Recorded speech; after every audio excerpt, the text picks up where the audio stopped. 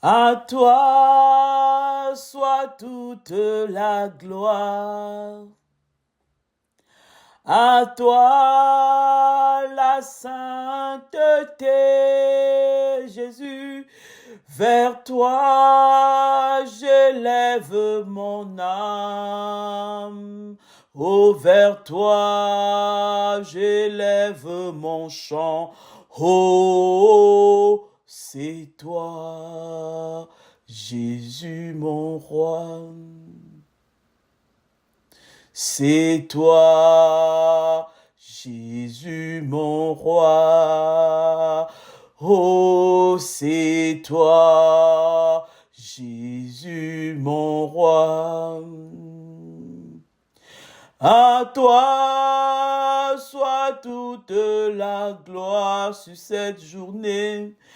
À toi la sainteté.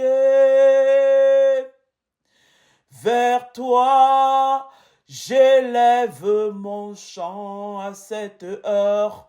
C'est à toi, j'élève mon chant. Oh, c'est toi, Jésus mon roi. C'est toi, Jésus, notre roi. C'est à toi que nous élevons notre âme. Notre chant, nous l'élevons à toi, notre adoration est à toi et à toi seul. Tu es digne, Seigneur, tu es digne. Tu es digne. Ma sœur, mon frère, bienvenue à ce temps de recharge tes batteries. Bonjour, peu importe l'endroit où tu te trouves.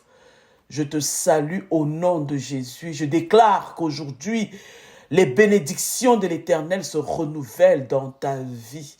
Parce qu'aujourd'hui fait partie de ces jours que Dieu a prévus afin que toi et moi, n'est-ce pas, soyons dans la joie et l'allégresse. Et ceci, c'est au-delà de nos circonstances. Peu importe nos circonstances, ça fait partie du plan de Dieu pour toi et pour moi aujourd'hui. Alors je t'encourage de sauter dans ce plan. Je t'encourage d'embrasser cette journée avec confiance, avec assurance, parce que Dieu y est. Dieu est dans cette journée. Alléluia. Merci Seigneur. Merci d'être là. Merci d'être dans cette journée pour accomplir parfaitement ton plan en notre faveur. Nous te bénissons et nous te rendons grâce. Nous te disons merci, toi qui es présent, même lorsque nous n'en sommes pas conscients. Nous te disons grand merci. Merci pour ta fidélité. Merci pour ton amour inconditionnel, Seigneur. Merci pour le don de vie. Merci pour la force, le courage de continuer la marche malgré l'épreuve. Merci pour le don de foi. Merci pour le don de foi, Seigneur.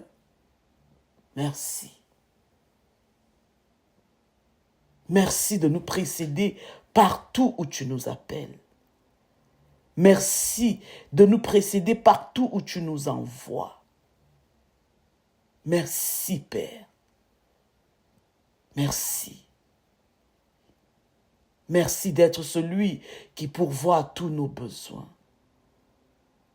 Merci d'être celui qui nous qui guérit nos corps malades, nos corps physiques, qui guérit notre âme, parfois en peine.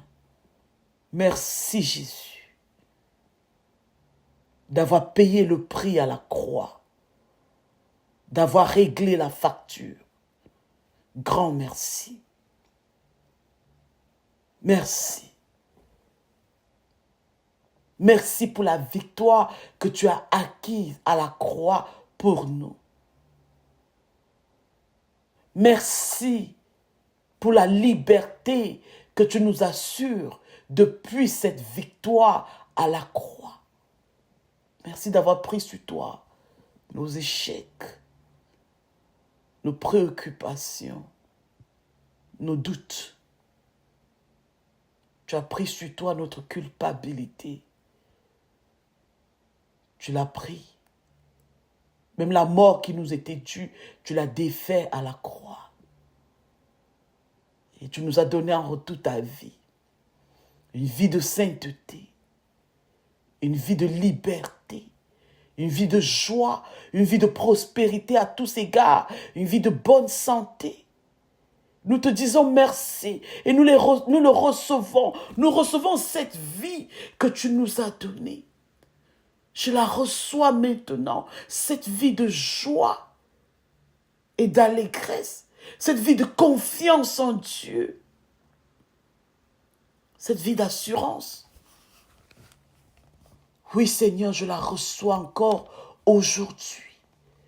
Et je place ma confiance en toi, Seigneur. Je crois à ton œuvre à la croix, Jésus.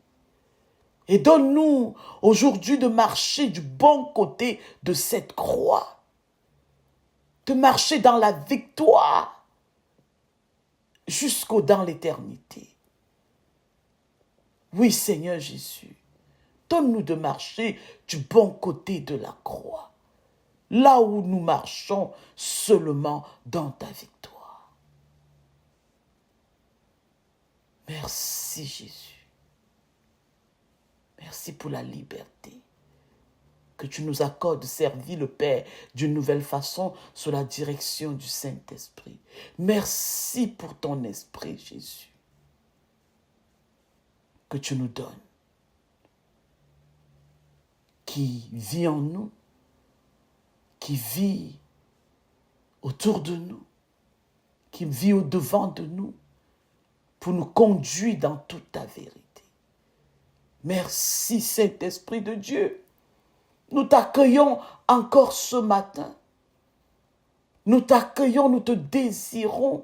Tu es bienvenu Saint-Esprit. Oui, nous savons que tu es là, mais de façon intentionnelle, nous t'invitons encore à venir nous remplir de toi, remplis notre espace, remplis-nous de toi, remplis mon cœur, mes pensées, mon corps, mon être entier, tout mon écosystème. Viens et remplis-moi, Saint-Esprit. Invite-le, ma soeur, mon frère, toi qui m'écoutes, invite-le à te remplir. Saint-Esprit, je donne encore carte blanche ce matin, parce que j'ai confiance en toi. C'est toi le garant de ma destinée. Par toi seul, je peux marcher dans la vérité de Dieu. Par toi seul, je peux vivre cette vie de sainteté. Par toi, Esprit de Dieu, je peux connaître la volonté de Dieu. Et aujourd'hui, je te prie encore. Je te permets de renouveler mon intelligence. Oui, renouvelle mon intelligence. Aujourd'hui encore, je te le permets. Accorde-moi une intelligence renouvelée, un discernement nouveau. Donne-moi de discerner la volonté de mon Père face à toutes ces choses qui se présentent à moi dans cette journée. Mets dans mon cœur des pensées nouvelles, des pensées de Christ, afin que je puisse penser comme Christ pense. La parole de Dieu dit tel il est, tel je suis. Rends cela effectif en moi, Saint-Esprit de Dieu. Que lorsque je lis la parole de Dieu, je te prie de la consigner, de l'inscrire sur les tablettes de mon cœur, Esprit du Dieu vivant. Rends vivant la parole de Dieu en moi, à travers moi, autour de moi. Je veux collaborer avec toi, Esprit de Dieu, pour faire descendre le royaume des cieux dans nos circonstances actuelles. Je veux collaborer avec toi, Saint-Esprit de Dieu. Je veux t'écouter, je veux marcher à ta suite, je veux obéir à tes instructions. Je veux être attentive à ta voix. Je te donne carte blanche. Prends le contrôle de tous mes sens. Prends le contrôle de tous mes sens aujourd'hui. Je veux vivre le plan de Dieu pour cette journée. Saint-Esprit de Dieu, sois le maître. Esprit de résurrection, sois l'esprit de résurrection dans ma vie. Sois l'esprit du processus selon Dieu dans ma vie. Sois l'esprit de la restauration, Esprit de force et de courage dans ma vie aujourd'hui. Moi, j'ai besoin de toi. Esprit du Dieu vivant, viens à mon aide. Viens-nous en aide aujourd'hui. Aide mon frère, ma soeur qui m'écoute en ce moment. Aide-nous. Aide-nous à réaliser à chaque instant que le Seigneur est là. Aide-nous à réaliser que tu es là pour nous 24 heures sur 24, 7 jours sur 7. Aide-nous à le réaliser à chaque instant et à t'écouter et à t'obéir et à jouir grandement de tout ce que le Père a prévu pour nous. Encore aujourd'hui et dans cette saison et durant le restant de nos vies respectives. Aide-nous, Esprit du Dieu vivant. Merci Seigneur. Dans ta présence, Seigneur, nous croyons que nous sommes guéris. Dis-le-lui à l'endroit où tu es. Dans ta présence, Seigneur, je crois que je suis guéri. Je suis guéri. Partout où tu passais, tous les malades qui t'étaient emmenés étaient guéris. Et aujourd'hui, Seigneur, par la foi, je me connecte à cette même vérité. Dis-le-lui maintenant. Je connecte ma soeur, mon frère, qui souffre dans sa chair, à cette même vérité. Je déclare que dans ta présence, Seigneur, nous sommes guéris. Déclare-le à l'endroit où tu es, toi qui m'écoutes. Dans ta présence, Jésus, je suis guéri. Par tes meurtrissures à la croix, je suis guéri. Je suis restauré. Dans chaque cellule, dans chaque atome de mon corps. Je déclare une régénération de l'intérieur vers l'extérieur. Dans ta présence, Seigneur, je suis fortifié. Je suis fortifié de l'intérieur vers l'extérieur. Dans ta présence, Seigneur, je suis accompli. Je suis accompli. Et je suis libre de servir le Père d'une nouvelle façon sous la conduite, sous l'autorité du Saint-Esprit. Saint-Esprit de Dieu, sois l'autorité sur ma vie, encore aujourd'hui, tous les jours de ma vie. Sois le maître, parce que j'ai confiance en toi. Instruis-moi aujourd'hui, conseille-moi, encourage-moi, attire mon attention. Insiste, Saint-Esprit, je te le permets, insiste. Lorsque je suis distraite, attire-moi à toi encore. Rends-moi sensible à la voix du Père.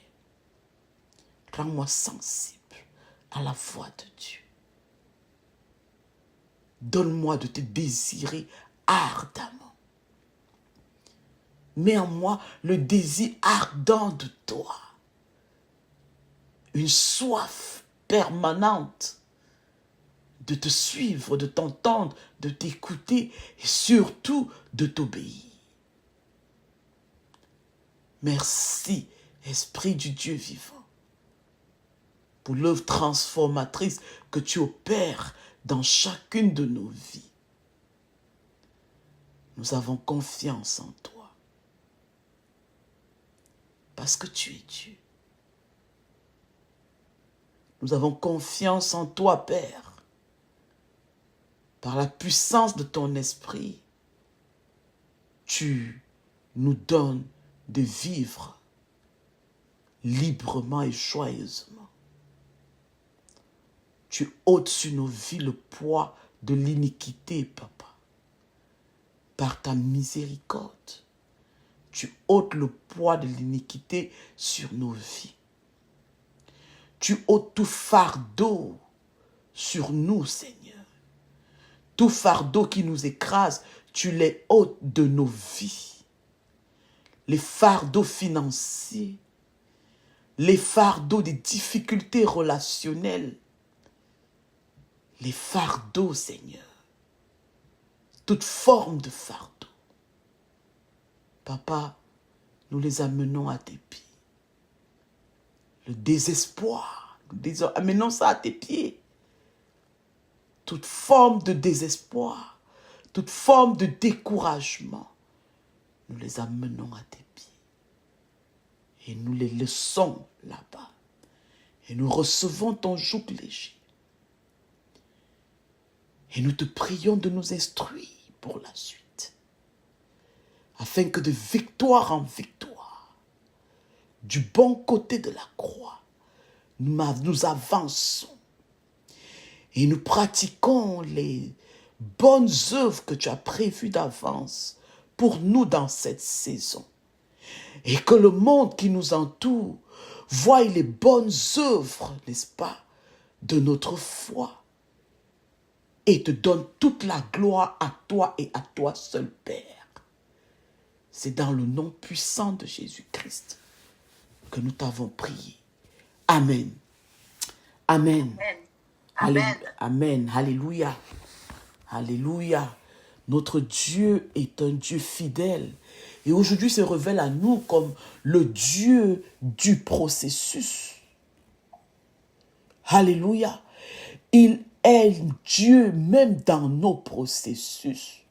Il n'est pas seulement le Dieu de la cible qui nous donne une vision, mais il est aussi celui qui s'assure que durant le processus, nous ne faillirons jamais.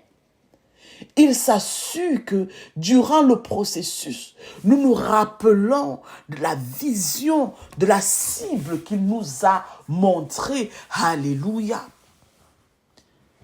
La parole dit qu'il est l'alpha, l'oméga, celui qui commence et qui termine. Oui, il commence, il est avec toi aussi pendant le processus jusqu'à la fin. Alléluia. Dans notre marathon de lecture et de la méditation de la parole, aujourd'hui nous lisons dans Genèse 40, 41 et 40 et 41, pardon, ces deux chapitres, et Matthieu 14. Je t'encourage à lire la parole de Dieu. Jésus dit, si quelqu'un m'aime, il obéira à mes paroles. Et comment tu vas obéir à sa parole si tu ne l'écoutes pas, si tu ne la lis pas? Il va d'abord falloir que tu rentres en contact avec cette parole, n'est-ce pas? Que tu l'écoutes, que tu la lises quelque part, notamment dans la Bible. Et il dit, si non seulement tu la lis, mais que tu lui obéis en la mettant en pratique, écoute ce qu'il dit. Il dit, mon Père l'aimera.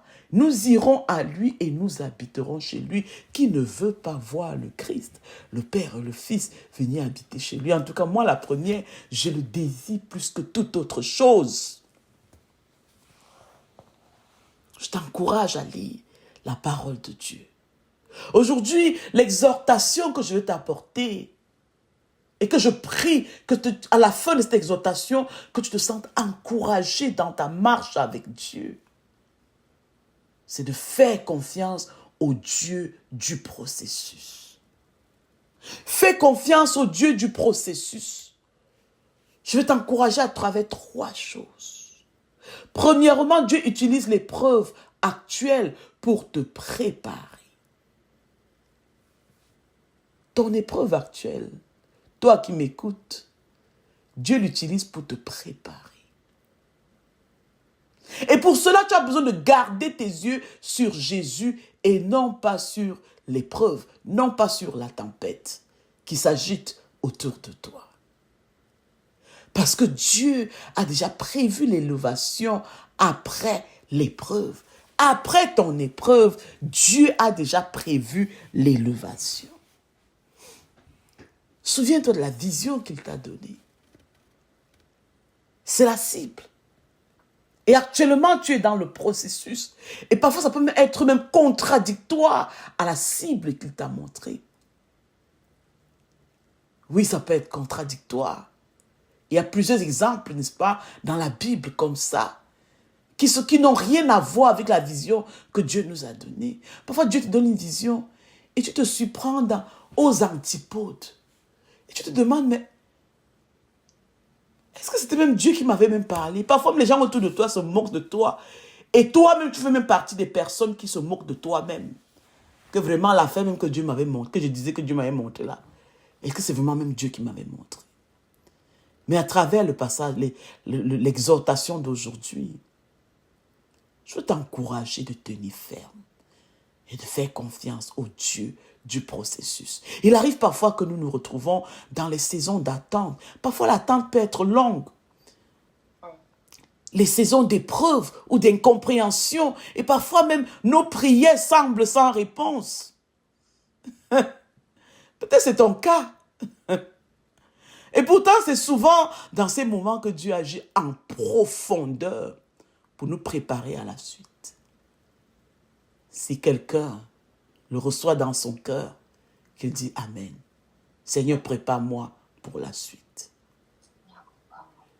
Joseph a reçu une vision. Mais cela n'a pas empêché qu'il passe, qu'il soit vendu par ses propres frères.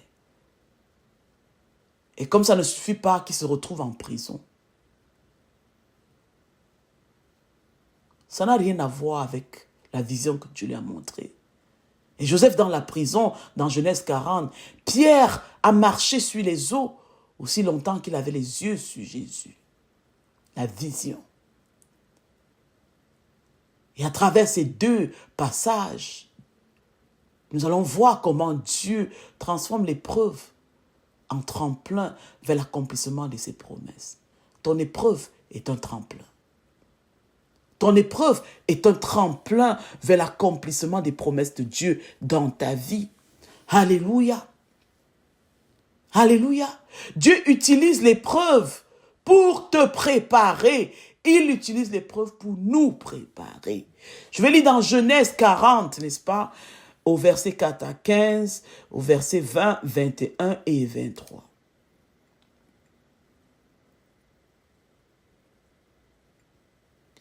Joseph avait reçu les rêves de grandeur. Mais avant de voir leur accomplissement, il passa par l'injustice et même l'oubli en prison. Et ce temps d'épreuve n'était pas une punition, mais un lieu de formation pour son futur rôle. Alors je lis dans Genèse 40. Le chef des gardes les plaça sous la surveillance de Joseph. Ici, il s'agit de l'histoire, n'est-ce pas, de deux, comment dirais-je, de deux chefs qui travaillaient, n'est-ce pas, pour le roi. On parle de les chansons, on parle également du panetier, qui étaient des chefs qui travaillaient auprès du roi d'Égypte et qui ont, pour une raison ou pour une autre, se sont retrouvés en prison. Et la parole dit que Joseph, que ces personnes ont été, ces chefs ont été mis, n'est-ce pas, sous la garde de Joseph, sous la surveillance de Joseph. Donc, comme quoi, même en prison, Joseph jouait quand même un rôle important. Et je vais juste lire certains extraits, n'est-ce pas, de la parole, n'est-ce pas, pour étayer ce que je suis en train de dire. Alors, le chef des gardes les plaça donc ces deux chefs, les chansons et le panetier, n'est-ce pas, le chef des gardes les plaça, sous la surveillance de Joseph, qui faisait le service auprès d'eux. Et ils passaient un certain temps en prison. Et pendant une même nuit, les chansons et les panetiers du roi d'Égypte, qui étaient enfermés dans la prison, eurent tous les deux un songe, chacun le sien, pouvant recevoir une explication distincte. Joseph étant venu le matin vers eux, les regarda, et voici, ils étaient tristes. Alors il questionna les officiers de Pharaon, qui étaient avec lui dans la prison de son maître, et il leur dit: pourquoi avez-vous mauvais visage aujourd'hui? Il lui répondit: nous avons eu un songe. Il n'y a personne pour l'expliquer. Joseph leur dit: n'est-ce pas à Dieu qu'appartiennent les explications? Racontez-moi donc votre songe. Le chef des chansons raconta son songe à Joseph et lui dit: dans mon songe, voici, il y avait un cep devant moi. Ce cep avait 3 sarments. Quand il eut poussé, sa fleur se développa et ses grappes donnèrent des raisins mûrs. La coupe de Pharaon était dans ma main. Je pris les raisins, je les pressai dans la coupe de Pharaon et je mis la coupe dans la main de Pharaon. Joseph lui dit, en voici l'explication. Les 3 sarments sont 3 jours. Encore 3 jours et Pharaon relèvera ta tête et te rétablira dans ta charge. Tu mettras la coupe dans la main de Pharaon comme tu en avais l'habitude lorsque tu étais son échanson. Mais souviens-toi de moi quand tu seras heureux et montre, je te prie, de la bonté à mon égard. Parle en ma faveur à Pharaon et fais-moi sortir de cette maison, car j'ai été enlevé du pays des Hébreux et ici même je n'ai rien fait pour être mis en prison. Au verset 20, le 3e jour, jour de la naissance de Pharaon, il fit un festin à tous ses serviteurs et il leva la tête du chef des échansons, la tête du chef de panetier au milieu de ses serviteurs, exactement comme Joseph l'avait prédit. Il rétablit le chef des échansons dans sa charge des chansons pour qu'il mît la coupe dans la main de Pharaon. Au verset 23, il dit, le chef des chansons ne pensa plus à Joseph, il l'oublia. Il l'oublia. Grand rêve, rêve de grandeur. Joseph a eu une vision folle, humainement folle. Mais avant de voir son accomplissement, il est passé par l'injustice. On ne parle pas d'une simple injustice que quelqu'un t'a fait. Vendre comme esclave, d'abord battu, jeté dans un trou par les personnes les plus chères de sa vie, ses propres frères. Souvent, ça ne vient pas de loin. Hein? Ça ne vient pas nécessairement de loin. Ça vient de là où ça va te faire le plus mal. Ce ne sont pas les étrangers qu'il avait battus, jetés dans le trou. Non, ce sont ses propres frères, ses aînés qui étaient supposés veiller sur lui, le défendre. Ça aussi, quelqu'un est en train de dire, mais Dieu ne voyait pas. Oui, ça faisait partie du plan de Dieu. Parce qu'il est un Dieu de processus aussi.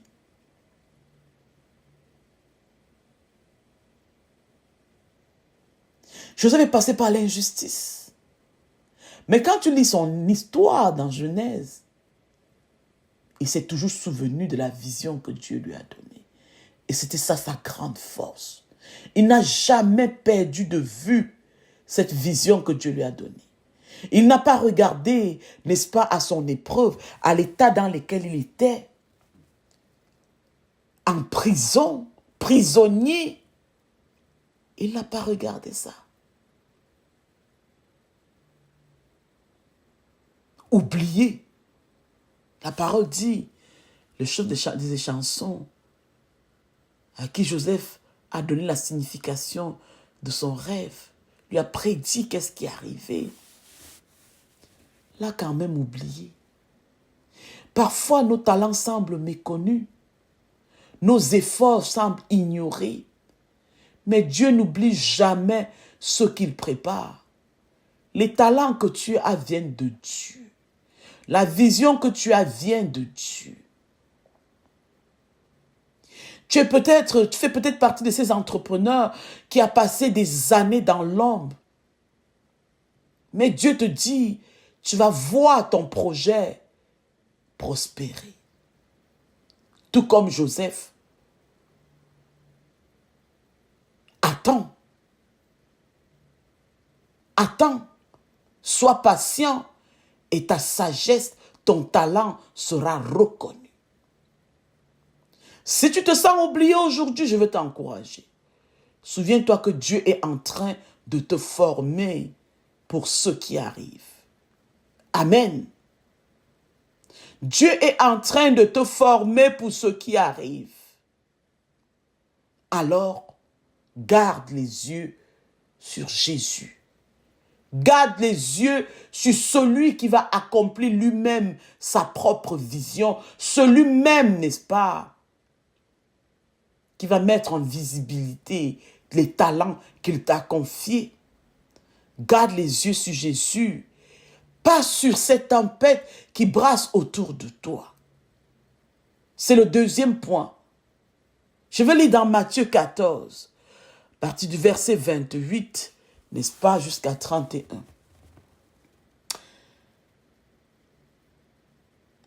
Ici, il s'agit de l'histoire où les disciples de Jésus dans la barque voient Jésus à distance qui arrive vers eux, marchant sur l'eau.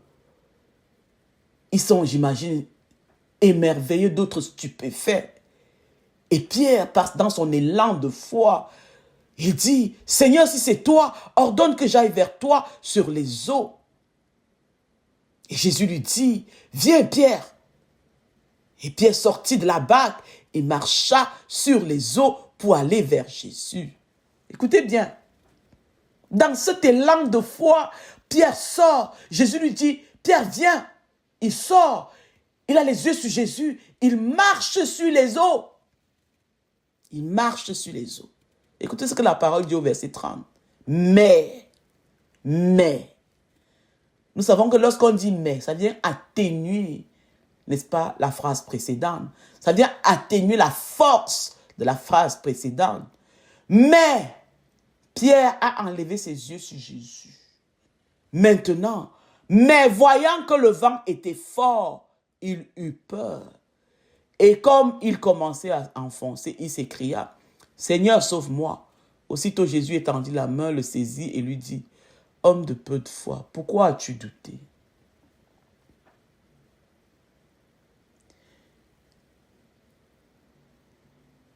Plusieurs fois, nous sommes comme ça, nous, enfants de Dieu. Surtout quand nous venons de donner notre vie à Christ. Le zèle de sa maison nous dévore.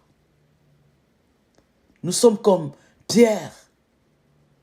Nous marchons même sur les eaux. Mais après, nous prenons vite conscience de notre condition de misérable. Après, nous prenons vite conscience de toute notre vulnérabilité. Et après, nous arrêtons même à regarder à Jésus. Nous commençons à compter nos problèmes. Nous commençons à dialoguer avec nos problèmes. Nous commençons à dialoguer avec nos circonstances. Nous commençons même à regarder à la tempête et à dire, oh, cette tempête va me finir cette fois-ci, je ne tiendrai pas. Je suis trop fragile pour résister à cette tempête. C'est les choses que nous confessons. Et Jésus nous rappelle aujourd'hui pourquoi nous doutons. Pourquoi nous doutons. Nous devons garder les yeux sur lui sans douter. Pourquoi est-ce que nous doutons? Quand Jésus appelle Pierre à marcher sur l'eau, tout allait bien tant qu'il gardait les yeux fixés sur lui. Mais dès qu'il regardait la tempête, il commença à couler. De la même manière, plusieurs commencent leur ministère avec enthousiasme. Mais face aux défis, aux difficultés, aux rejets, aux critiques, le doute s'installe, ploum, on coule. Parfois, même dans une situation financière difficile, on est tenté de céder à l'anxiété. Parfois, on prend les raccourcis que vous connaissez, au lieu de croire que Dieu qui m'a promis, lui, il a la capacité de l'accomplir. Je veux t'encourager aujourd'hui, peu importe la force de la tempête, garde les yeux fixés sur Jésus. Garde tes yeux fixés sur Jésus. Et la dernière chose, Dieu a prévu, n'est-ce pas, ton élévation après cette épreuve. Dans Genèse 41, au verset 39 à 40, je lis, Pharaon dit à Joseph, puisque Dieu t'a fait connaître toutes ces choses, il n'y a personne qui soit aussi intelligent et aussi sage que toi. Je t'établis sur toute l'Égypte. La vision s'accomplit. Alléluia! La vision de Dieu finit par s'accomplir pour ceux et celles qui savent attendre, qui savent nourrir la vision, qui savent l'entretenir, qui savent garder leurs yeux sur Jésus dans la tempête. Après des années d'attente, Joseph est élevé et en une seule journée, Dieu n'a pas oublié ses promesses. Peut-être que ton couple traverse des difficultés. Et après avoir traversé ces difficultés, Dieu vous restaure dans votre mariage d'une manière inattendue. Et ça va se passer en une seule journée. Peut-être que tu fais partie de ces personnes qui a semé fidèlement pendant longtemps dans ton appel. Et tu te dis, avec toutes ces semences, Seigneur, que je ne fais que mettre. Tu m'as donné une mission et je sème, je sème, je sème. J'ai l'impression de ne rien voir. Attends-toi à une percée divine, soudaine, après toutes ces années d'attente. L'épreuve n'est jamais la fin de l'histoire avec Dieu. Dieu a prévu ton élévation au moment parfait. À son moment parfait. Et je chute là-dessus pour conclure. Fais confiance au Dieu du processus. Tout comme Joseph et Pierre, nous passons tous par des saisons d'épreuves et d'attente, mais Dieu n'est jamais en retard. Et ce que tu vis aujourd'hui est une préparation pour demain. Alors ne perds pas courage, mais tiens ferme en lui, sachant que Dieu est dans ton processus pour te former, pour t'affermir, pour pouvoir bien jouer le rôle qu'il t'a donné, qu'il t'a montré pour demain. Alléluia. Alors la question de réflexion que je te laisse avec aujourd'hui, que je veux partager avec toi, suis-je en train de fixer mes yeux sur Jésus ou sur ma tempête, sur mes circonstances? Et ma prière pour toi qui m'écoutes aujourd'hui, c'est que Dieu te fortifie dans ta marche avec lui. Qu'il mette dans ton cœur qu'il est en train d'utiliser cette épreuve actuelle que tu traverses pour te préparer à la grande mission qu'il t'a montrée. Garde tes yeux sur Jésus, pas sur tes circonstances, parce qu'il a déjà prévu l'élévation après ce temps d'épreuve. Je prie qu'il te saigne de force et de courage pendant la marche et que de victoire en victoire tu avances et tu accomplis fidèlement ce qu'il a prévu pour toi dans cette saison et que le monde autour de toi, n'est-ce pas, voie tes belles œuvres et donne toute la gloire à Dieu et à lui seul, au nom puissant de Jésus. Amen. Amen.